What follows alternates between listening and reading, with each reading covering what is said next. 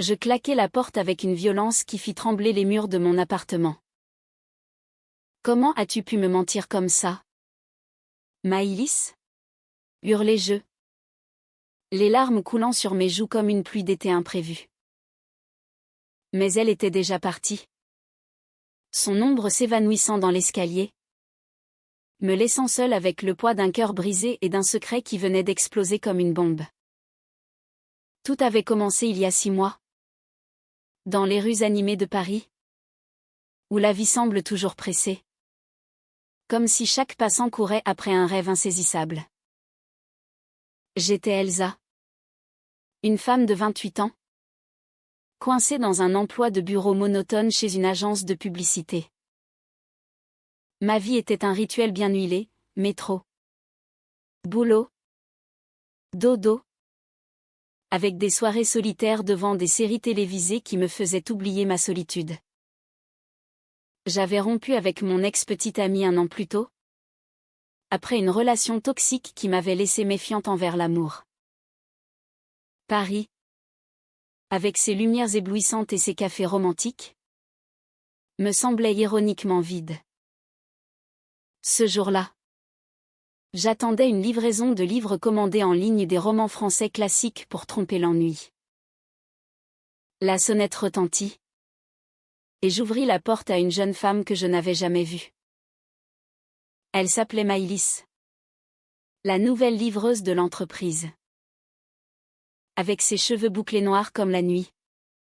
Ses yeux bruns pétillants et son accent chantant qui trahissait des origines espagnoles. Elle apportait une bouffée d'air frais dans mon existence grise. Bonjour. Mademoiselle Elsa. Voici votre colis. Dit-elle en souriant. Tendant le paquet avec une grâce naturelle. Je signai le reçu.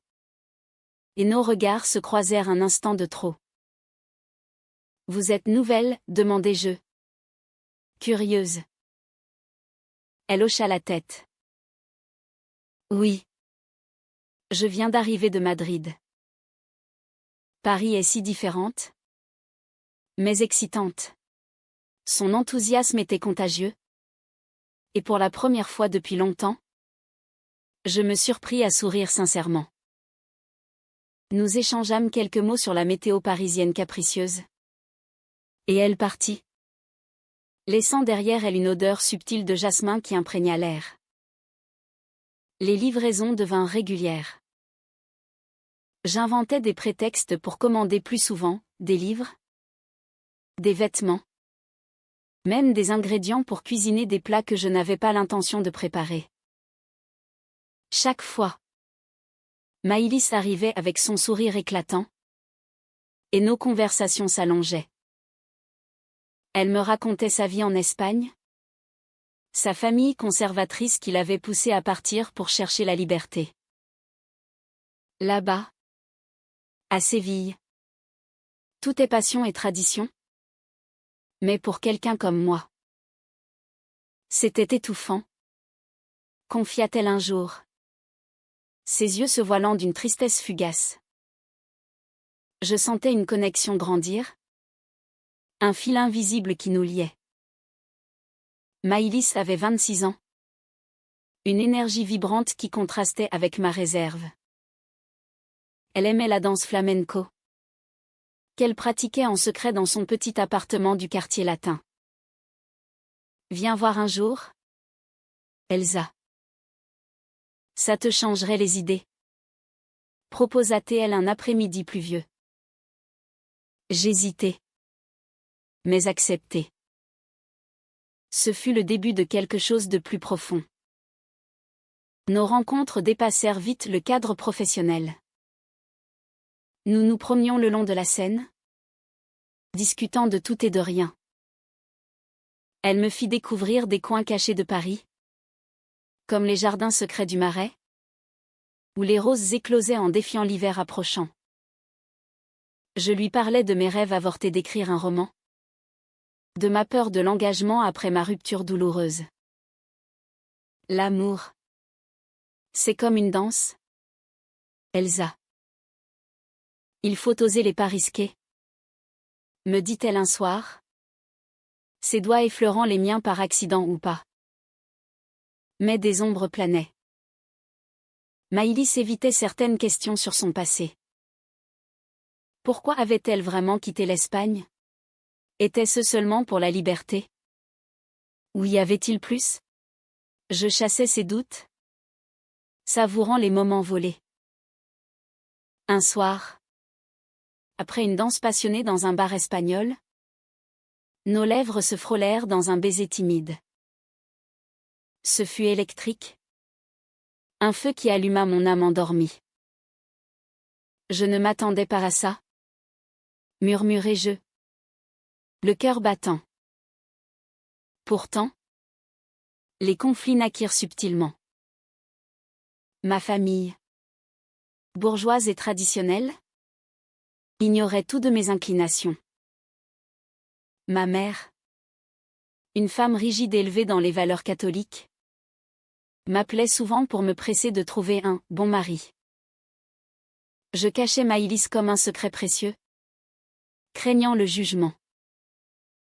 De son côté, Maïlis semblait tourmentée par des appels téléphoniques mystérieux qui la rendaient distante. Un jour, lors d'une promenade au Louvre, elle avoua partiellement, « Ma famille ne sait pas que je suis. » Comme ça. Ils penseraient que c'est un péché. Ces mots résonnèrent en moi, éveillant mes propres peurs.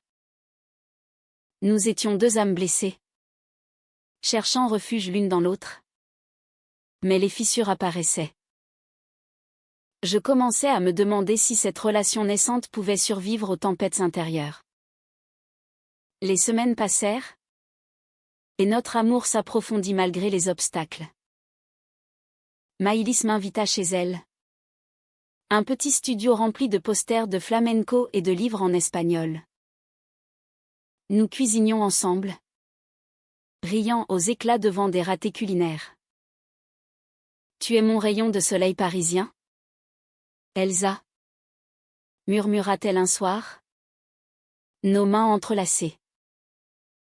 Je me sentais vivante, mais une intuition me rongeait, elle cachait quelque chose de grave. Puis vint le premier conflit majeur. Lors d'une soirée avec des amis, l'un d'eux mentionna avoir vu Maïlis avec une autre femme dans un café. Juste une amie, balbutia-t-elle quand je l'interrogeai. Mais son regard fuyant sema le doute. Était-ce de la jalousie infondée? Ou un signe de trahison? Je rentrai chez moi furieuse, les larmes aux yeux, me rappelant les mensonges de mon ex. Le lendemain, elle frappa à ma porte avec des fleurs. Pardonne-moi, Elsa. C'était ma sœur, venue en visite surprise.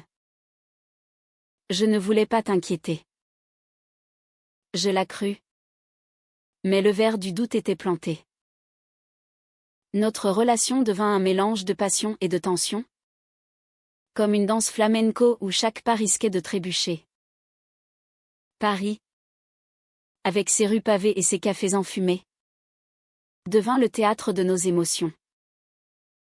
Nous nous disputions pour des riens, mais nous réconcilions avec une intensité qui me consumait. Maïlis m'apprit à danser, ses mains guidant mes hanches dans des mouvements sensuels qui éveillaient des sentiments profonds. Laisse-toi aller, mi amor, chuchotait-elle, mélangeant français et espagnol. Pourtant, les secrets s'accumulaient. J'appris par hasard qu'elle envoyait de l'argent en Espagne. Beaucoup d'argent. Pour ma famille, expliqua-t-elle vaguement. Je pressentais un mensonge, mais l'amour m'aveuglait. Nos nuits étaient des havres de paix, où nous parlions de rêves futurs, voyager ensemble. Peut-être en Espagne pour qu'elle affronte son passé. Un soir d'automne, sous les feuilles jaunissantes du jardin des Tuileries, elle me serra fort. Je t'aime, Elsa. Plus que tout. Ces mots scellèrent mon cœur. Mais ils masquaient une tempête à venir. La révélation vint comme un coup de tonnerre. C'était un après-midi gris. Typique de Paris en novembre. J'attendais Maïlis pour un déjeuner. Mais elle arriva en retard. Le visage pâle. Il faut qu'on parle, dit-elle d'une voix tremblante. Mon estomac se noua. Nous nous assîmes dans un café du quartier Saint-Germain, où les intellectuels débattaient autrefois de la vie. Elle prit une profonde inspiration. Je ne t'ai pas tout dit sur mon départ d'Espagne. Ses yeux évitaient les miens. J'étais fiancée à un homme. Ma famille l'avait arrangé. Mais je ne pouvais pas. Parce que je suis comme toi. Les mots sortirent en cascade, chargés de douleur. Elle avait fui un mariage forcé, laissant derrière elle une famille furieuse et un fiancé humilié. Ils me cherchent. Elsa. Ils veulent me ramener.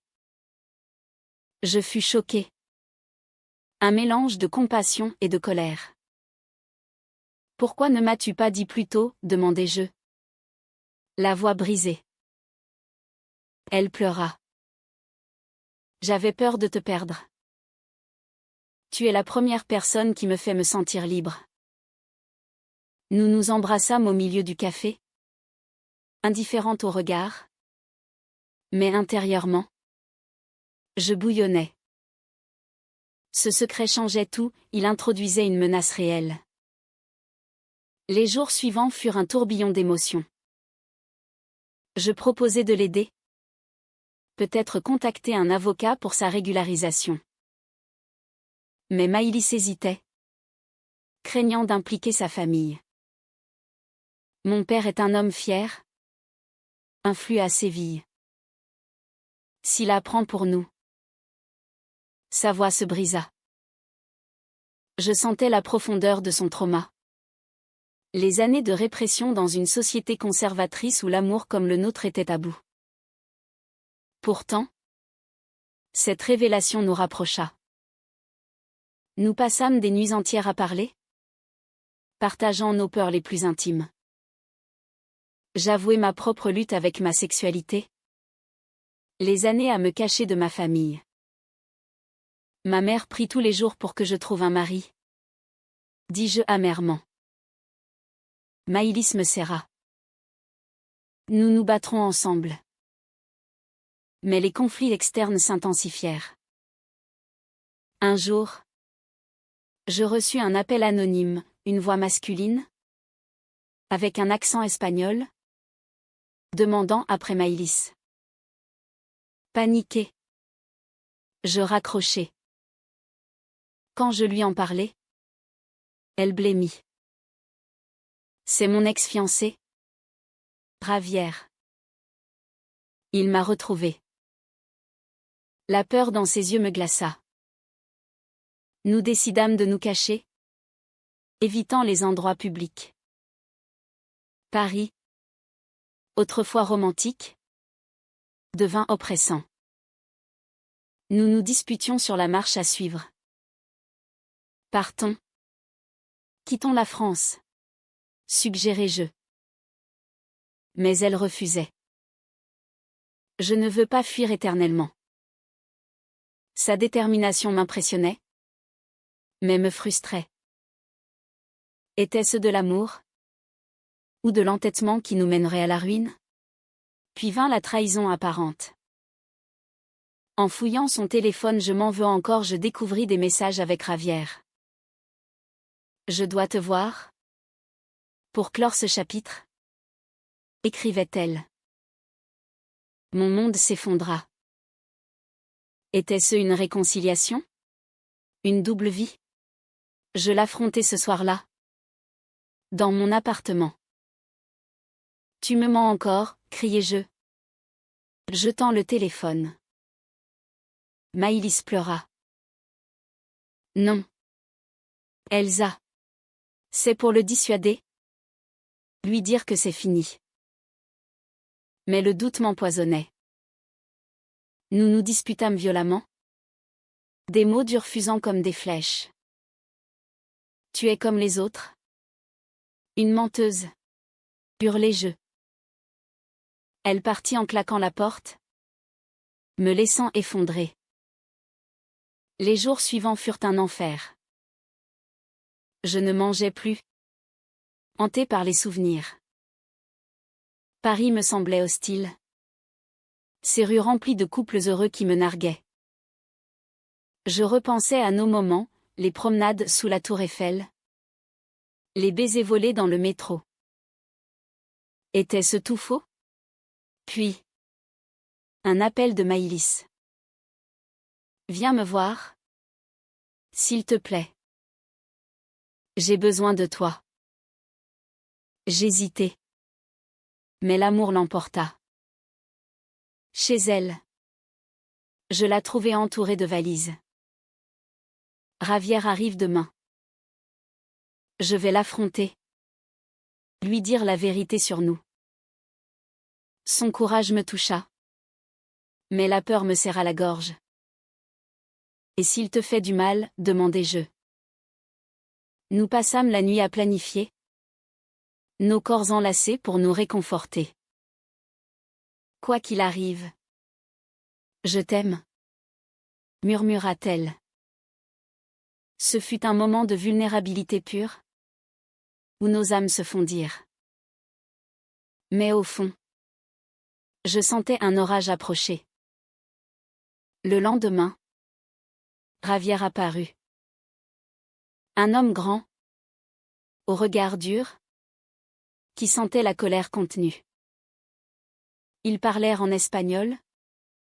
Des voix élevées retentissant. J'attendais dehors. Le cœur en suspens. Quand Maïlis sortit. Les yeux rougis. Elle me serra. C'est fini. Il part. Mais il a menacé de tout dire à ma famille. Le soulagement fut bref. Bientôt. Des appels affluèrent, sa mère. Hurlant au téléphone. La traitant de déshonneur. Maïlis s'effondra. Il me renie. Elsa. Je n'ai plus de famille. Je la consolais. Mais intérieurement. Je me demandais si notre amour valait tant de douleur. Les semaines passèrent dans une tension palpable. Nous essayions de reconstruire. Mais les cicatrices étaient profondes. Je confiai tout à une amie. Qui me conseilla, l'amour vrai surmonte les tempêtes. Mais les doutes persistaient. Maïlis devenait distante. Comme si le poids du rejet familial l'écrasait. Un soir. Lors d'une promenade au Pont des Arts. Elle s'arrêta. Peut-être que je devrais rentrer en Espagne. Arranger les choses. Ces mots me transpercèrent. Sans moi, demandai-je. Incrédule. Elle pleura. Pour nous protéger. C'était une décision déchirante. Un sacrifice qui me fit rage. Nous nous disputâmes à nouveau. Des accusations volant. Tu fuis. Comme toujours. Criai-je. Elle partit. Me laissant seule sur le pont. Les cadenas d'amour moqueurs autour de moi. Était-ce la fin? Les jours sans Maïlis étaient un vide abyssal. Paris. Avec son agitation constante. Amplifiait ma solitude. Je errais dans les rues. Revivant nos souvenirs, le goût de ses lèvres sous la pluie. Ses rires dans les cafés. J'appelais. Mais elle ne répondait pas. Avait-elle vraiment fui? Puis. Une lettre arriva. Postée d'Espagne. Ma chère Elsa. Je suis retournée à Séville pour affronter mon passé. Pardonne-moi de t'avoir blessée. Je t'aime. Mais je dois guérir seule. Adieu. Les mots me brisèrent. Était-ce une trahison finale? Ou un acte d'amour? Furieuse et dévastée, je décidai d'agir. J'achetai un billet pour Séville, déterminée à la confronter. Le voyage fut un tourbillon d'émotions, peur, colère, espoir. L'Espagne m'accueillit avec sa chaleur étouffante. Ses rues pavées et ses airs de flamenco qui me rappelaient Maïlis. À Séville, je la trouvai dans un petit café, entourée d'amis d'enfance. Nos regards se croisèrent, et le temps s'arrêta. Elsa? Que fais-tu ici? Demanda-t-elle. Stupéfaite. Je l'entraînai dehors. Je ne te laisserai pas partir comme ça, criai-je. Nous nous disputâmes sous le soleil andalou. Des vérités éclatants. Tu m'as abandonné, accusai-je. Elle pleura. Pour te protéger. Ma famille est impitoyable. Ils m'ont forcé à choisir. Puis. Le secret ultime, elle avait un enfant. Une fille de 5 ans. Issue d'une relation forcée avant son départ. Je ne voulais pas t'imposer ça. Avoua-t-elle. Le choc fut immense. Une enfant? Cela changeait tout. Je me sentis trahie. Mais aussi compatissante. Pourquoi ne pas me l'avoir dit, demandai-je. Les larmes coulant. Elle sanglota. J'avais honte. Peur que tu partes. Nous passâmes la nuit à parler. Dans une chambre d'hôtel modeste. Maïlis me raconta son histoire, le mariage arrangé. La grossesse inattendue. La fuite avec l'enfant caché chez une tante. Sofia est ma vie. Elsa. Mais toi aussi. Son dilemme me toucha profondément, choisir entre l'amour et la maternité. Le lendemain, je rencontrai Sofia. Une petite fille aux yeux bruns comme sa mère. Elle me sourit timidement.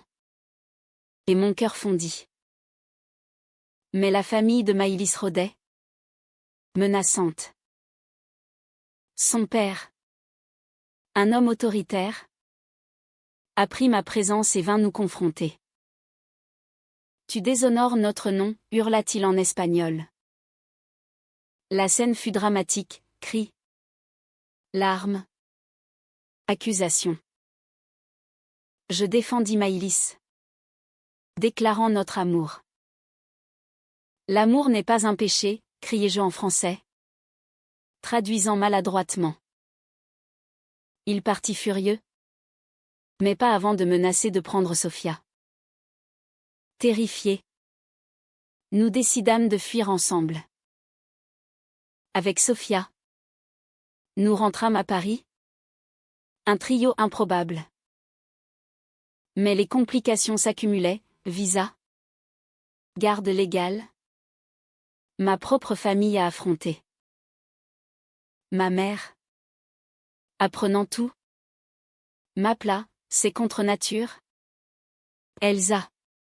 Pense à ton avenir. Le conflit intérieur me rongeait. Étais-je prête pour ça?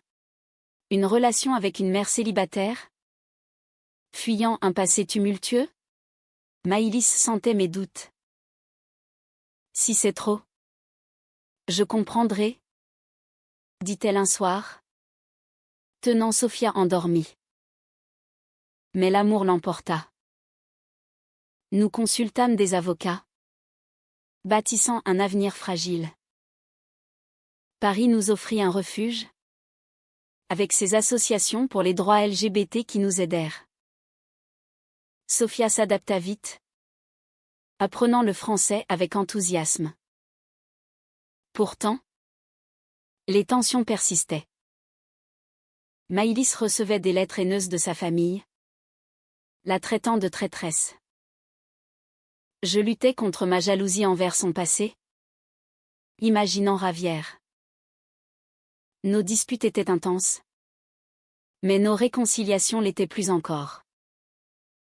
Un jour, lors d'une manifestation pour les droits des familles arc-en-ciel à Paris, nous marchâmes main dans la main, Sofia sur mes épaules. Ce fut un moment de fierté, mais aussi de vulnérabilité. Des contre-manifestants hurlaient des insultes, nous rappelant la dure réalité. Au milieu de cela, une compréhension profonde naquit. Maïlis n'était pas une menteuse, elle était une survivante. Et moi? Je n'étais plus la femme craintive, j'étais forte grâce à elle. Mais un nouveau coup, Ravière réapparut, réclamant la paternité de Sofia. Un procès s'ensuivit. Déchirant. Maïlis témoigna de la coercition, moi de notre amour stable. Les audiences étaient épuisantes, remplies de jugements sociétaux. Pendant ce temps, notre relation vacillait. Et si on perd, murmurait Maïlis la nuit. Je la rassurais. Mais intérieurement, je doutais. Était-ce le prix de l'amour? Le procès fut un calvaire. Un tourbillon de témoignages et d'émotions brutes. À la barre, Maïlis raconta son histoire avec une dignité qui m'impressionna. J'ai fui pour protéger mon enfant et vivre authentiquement, déclara-t-elle, la voix ferme malgré les larmes. Ravière, de son côté, peignait un tableau de trahison, réclamant des droits parentaux. Je témoignais aussi, décrivant notre vie à Paris, les rires de Sofia, nos projets d'avenir. Le juge, une femme progressiste, écoutait attentivement.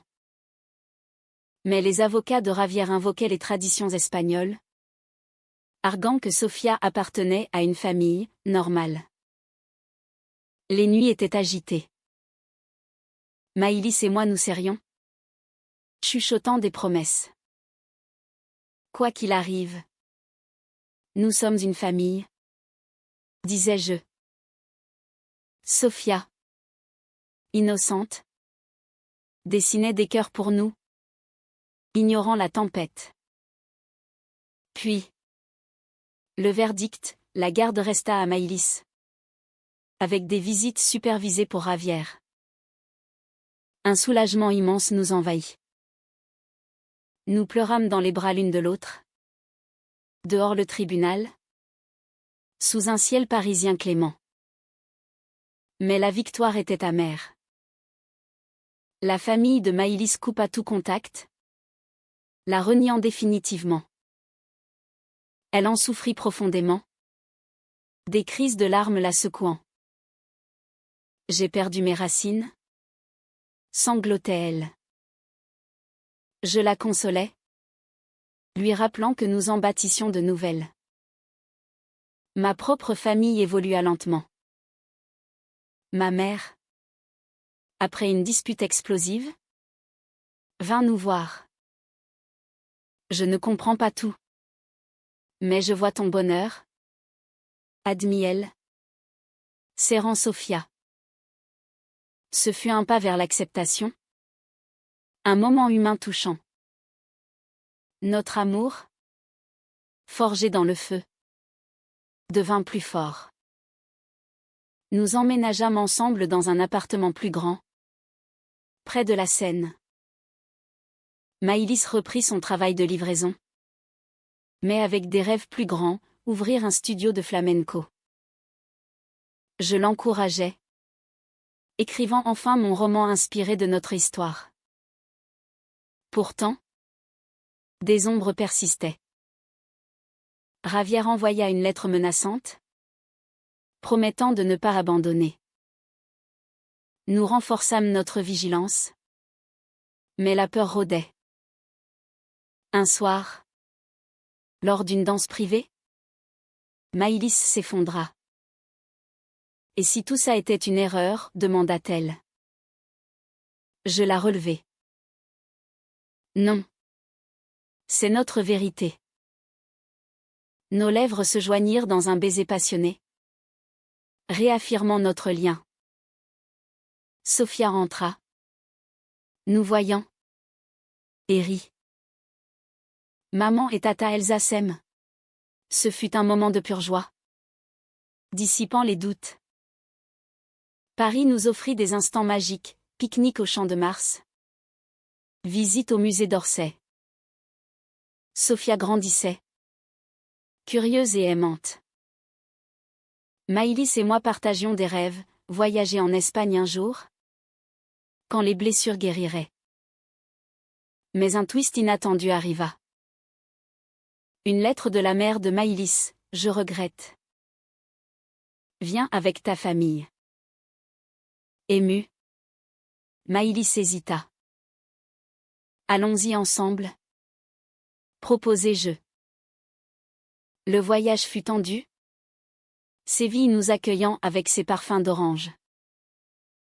La réunion fut dramatique, larmes, excuses, accusations. La mère pleura en voyant Sophia. J'ai eu tort, admit-elle. Le père, plus réservé, hocha la tête. Ce ne fut pas une réconciliation parfaite, mais un début. De retour à Paris, nous étions transformés. Notre amour, testé par le feu, brillait plus fort. Je terminai mon roman, dédié à Maïlis, pour celle qui a fait vibrer mon cœur sur un long trajet. Les conflits nous avaient rendus plus humains, plus empathiques. Nous savions que la vie réservait encore des surprises. Mais ensemble, nous étions invincibles. Les mois suivants furent une renaissance. Avec le soutien familial naissant, Maïlis ouvrit son studio de flamenco à Paris, attirant des élèves de tous horizons. Je l'aidais les week-ends, apprenant les pas passionnés qui symbolisaient notre histoire. Sophia s'épanouissait à l'école, fière de ses deux mamans. Nous affrontions les regards curieux, mais notre unité nous protégeait. Un soir, lors d'un spectacle de Maïlis, je la regardais danser, ses mouvements racontant notre saga, la fuite, l'amour, la rédemption. Ravière, finalement, accepta un rôle distant, envoyant des cadeaux pour Sophia. La paix s'installa, fragile mais réelle. Pourtant, un dernier conflit intérieur me hanta. Étais-je vraiment prête pour cette vie?